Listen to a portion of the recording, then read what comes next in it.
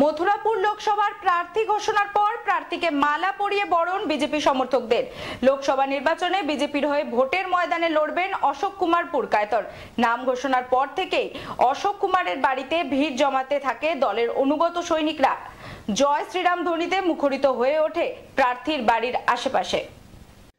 দক্ষিণ 24 পরগনার পর মথুরাপুর লোকসভাতে বহু প্রতীক্ষার পর বিজেপির প্রার্থী ঘোষণা হলো গতকাল রাতে।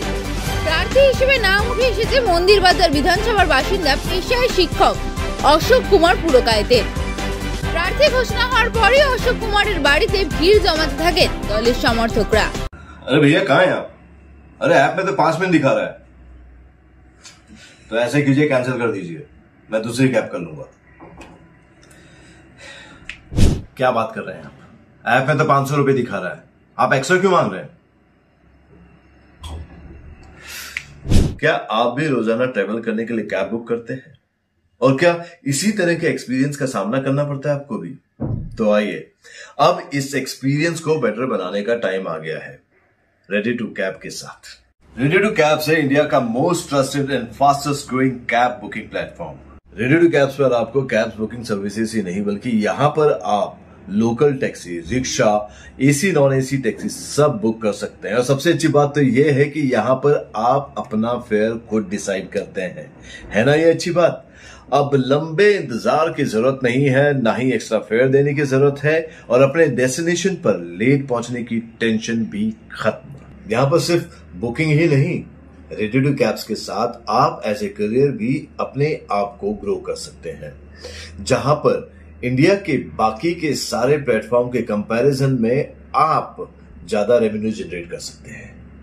तो अब इंतजार कैसा, बनाओ अपने कैब बुकिंग एक्सपीरियंस को बेटर रेडी टू कैब्स के साथ। आप इस ऐप को डाउनलोड कर सकते हैं प्ले स्टोर से या फिर ऐप स्टोर से, या फिर स्क्रीन पर नीचे दिए गए नंबर पर कॉन्टैक्ट कीजिए। मिलते हैं। জয় শ্রীরাম স্লোগানে মুখরিত হয়ে ওঠে অশোক কুমারের বাড়ির আশেপাশ। দলের সমর্থকরা মালা পরিয়ে তাকে বরণ করে নেন। জেতার ব্যাপারে 100% নিশ্চিত এমনটাই জানান অশোক কুমার পুরকায়ত। একই সঙ্গে তার দলের সমর্থকরা জানান দুর্নীতি তোলাবাজিতে ভরে যাওয়া তৃণমূল দলের প্রার্থীকে বিপুল ভোটে হারিয়ে আমাদের অশোকবাবু জয়লাভ করবেন। জেতার প্রতি তো আমরা 100% আশাবাদী, কারণ মথুরাপুর শুধু নয়, সারা পশ্চিমবঙ্গে এবারে বিজেপি যা রেজাল্ট করবে সেটা কিন্তু সারা ভারতবর্ষের কাছে একটা উদাহরণ হয়ে থাকবে, এটা আমরা আশাবাদী। আর মাননীয় প্রধানমন্ত্রীজি তো বলেই দিয়েছেন যে এবার আমরা 400 পার করছি। সুতরাং মথুরাপুর কেন, আমাদের এই দক্ষিণ 24 পরগনা সহ পুরো পশ্চিমবঙ্গে এবার অভূতপূর্ব রেজাল্ট হবে, এই বিষয়ে আশাবাদী। আর প্রচারে তা দেখুন, আমাদের এখনো পর্যন্ত 7th ফেজে আমাদের ভোট, সুতরাং আমাদের হাতে প্রায় 2 মাসের বেশি সময় আছে।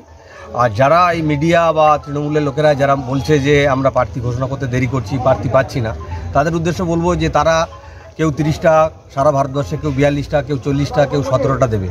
আর আমরা পুরো অল ইন্ডিয়াতে 542টায় আমরা আসনে আমরা লড়ব।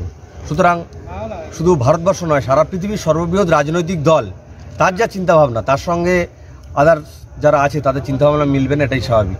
সুতরাং এর জন্য কোনো প্রভাব পড়বে না। আপনি যে প্রশ্নটা করলেন, সবচেয়ে প্রশ্নটাই হাস্যকর, কারণ মোদিজির নামে কুৎসা রটাচ্ছে এই মুহূর্তে যিনি সারা পৃথিবীকে নেতৃত্ব দিচ্ছেন, মানে ফিজির প্রধানমন্ত্রী, অস্ট্রেলিয়ার প্রধানমন্ত্রী, ফিজির রাষ্ট্রপতি, তারা এসে প্রণাম করছেন, কেউ বলছেন মোদিজি ইজ মাই লিডার।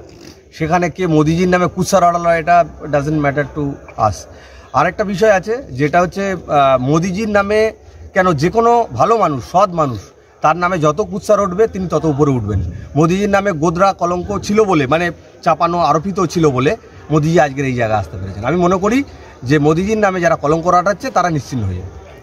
ভারতীয় জনতা পার্টি তো শান্তি শৃঙ্খলা গণতন্ত্র মেনেই চলছে। আপনারা দেখছেন যে অপোজিশন অনেক দল আছে, সকলের সঙ্গে রাজনৈতিক সংঘাত থাকতে পারে, কিন্তু তা বলে কেউ রাজনীতি করছে বলে, বিপক্ষ দল করছে বলে তাকে আক্রমণ করতে হবে, তার বাড়ি ভাঙচুর করতে হবে, তার বাড়ির মা বোনকে ধর্ষণ করতে হবে, তাদেরকে খুন করতে হবে, এই রাজনীতি আমরা কেরলে, পশ্চিমবঙ্গে বামপন্থীদের দ্বারা দেখেছিলাম, ত্রিপুরাতে দেখেছি। আর বর্তমান পশ্চিমবঙ্গে যে শাসক দল তৃণমূল, এরা সকলকে ছাপিয়ে গেছে। সুতরাং আমাদের কর্মীরা শান্তি শৃঙ্খলা বজায় তো রাখবেই, তার সাথে সাথে গণতান্ত্রিক পদ্ধতিতে এখানে আমরা জয় হাসিল করবো, এই বিষয়ে আমরা আশাবাদী।